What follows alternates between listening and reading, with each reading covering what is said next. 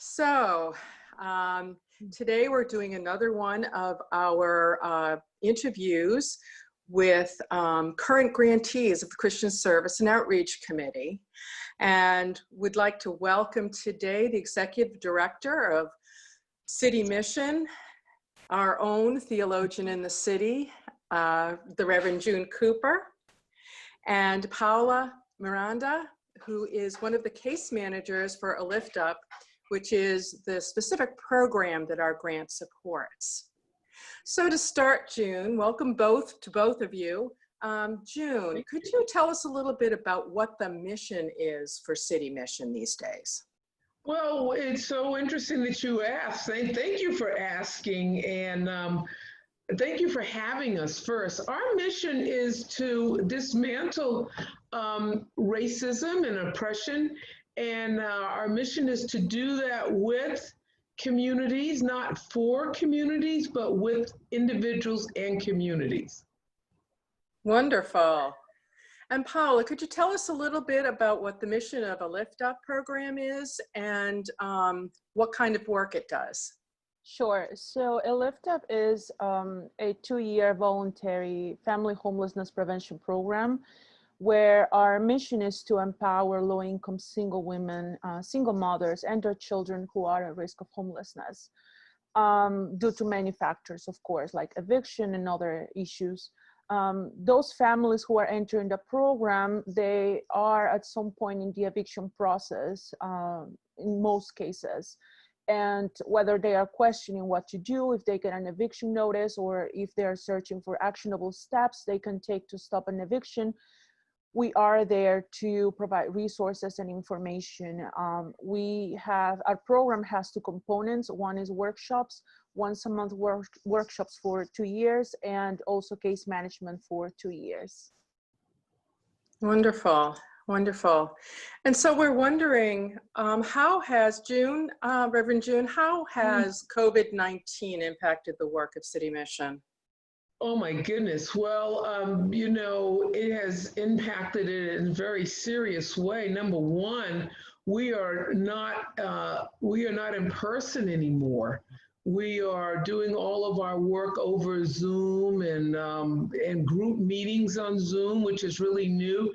Not to be able to have that human touch is very difficult and challenging for us.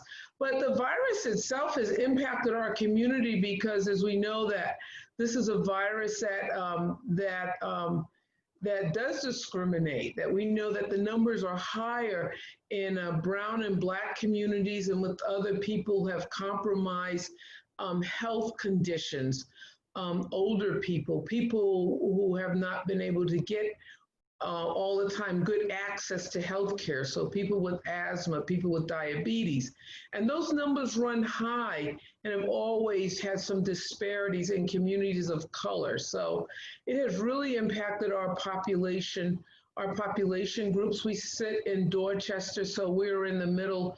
When the virus first started, it was one of the more high impact neighborhoods. Testing was very difficult to get. And then the individual circumstances of our folks who oftentimes are living in situations that are overcrowded already, and with the need for people to isolate and to be in quarantine, that created quite a bit of challenge. And then food insecurity, with people losing their jobs, people having to stay home, or either we've also had a lot of our families are frontline essential workers. So they've had to continue to work and quarantine and be away from their families during this pandemic. And so what has City Mission been doing to respond to that? Oh, well, you better ask Paul about that. Okay. Well, let me just first say this. We have been really blessed by our funders and our supporters and folks like at Old South Church who have just sort of jumped in and helped. But as of today, I think we're getting ready to hit almost $90,000 in grants and support monies that has just gone right out the door directly to families. And Paula has held all of that down. I don't know how she can sit up and look so sane and calm, because I would have torn the little bit of hair I have out. So, so she ramped that whole thing up. Paula, tell us. Sure. So as part of our response, we created a section for COVID-19 resources on the website. So if you go to citymissionboston.org, you will see an entire section on resources covering different aspects such as immigration, food, housing, just updates on everything really. That was part of our response. And then we also created an application form that is also posted on the website for our ENN services for either rental assistance or emergency food. And this is a very simple, very straightforward application form that can be submitted online. And people have access either through their mobile device, through their cell phones or iPads or computers from anywhere, really. It's very accessible. And it's available in English, Spanish, and Portuguese. And so we have been able to offer assistance to initially, during the first 6 weeks or so, to 438 families. And then after that, we continue receiving applications for either food or rental assistance, and also emails requesting information and phone calls with questions about what to do and not to do. So as of last week, we had received about 1,400 requests for information or assistance or just contacts in general from the community. And we have been able to respond in a timely manner, even though it's been a little crazy. We also have a team that follows up with people. They call back people after they get their gift card. We have a team who's calling people back about resources and offering further assistance and information. It's not just about giving out gift cards. It's more than that. This is just the initial step, but it's more also about educating people about their rights, their responsibilities, and their role in that community, and also resources in that community that might be available around them. So that was kind of our a summary of our response so far. That's incredible. You've provided an incredible amount of service and direct to those in need, and that's and follow up, which is probably the most. It's not just getting something, but also getting support on top of that. But a LiftUp program, I'm guessing, relies a lot on being together. You mentioned workshops, and I know you just had a graduation. So how did you manage a LiftUp program in the midst of all of this? Actually, it wasn't that challenging because most of our women, they have been doing already some type of online work with their children, because as we know, school transitioned into like the online platform. So we continue to meet, we continue the workshops. We decided that we needed more contact more than ever.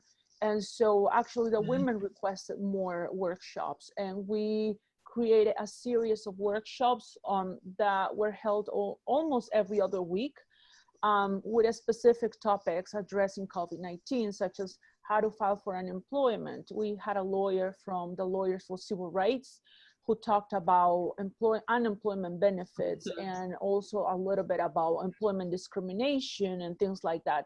Then we had a lawyer from Greater Boston Legal Services who talked about housing during COVID-19 and what the new law, the evictions moratorium law, means for tenants. So we continue to meet in addition to the one-on-one check-in, either like by phone or Zoom or other type of contact, not in person, but we did continue to get in touch with our women. It was actually more than before, even more than before. Wow, that's exciting. It serves the resiliency, the length of time you've been doing this program. creates experience as to how to manage these things. It's very exciting, and we're so glad to be a partner. And since Old South is a partner, one of the things we had hoped to do with these series is to find out what ways our extended community could become involved in either city mission in general and a LiftUp program specifically. Well, I'll try to take a stab at that. There's always more work to be done. And so the first thing as a spiritual leader, I would say we need to pray. You know, we have been in the midst of the pandemic. We also have the pandemic of racism lift its ugly head, and we've become more aware of that. So on our website, we've invited people to come. We have some prayers that we're asking various pastors to write and lay leaders to write around the last 8 minutes and 46 seconds of George Floyd's life on earth.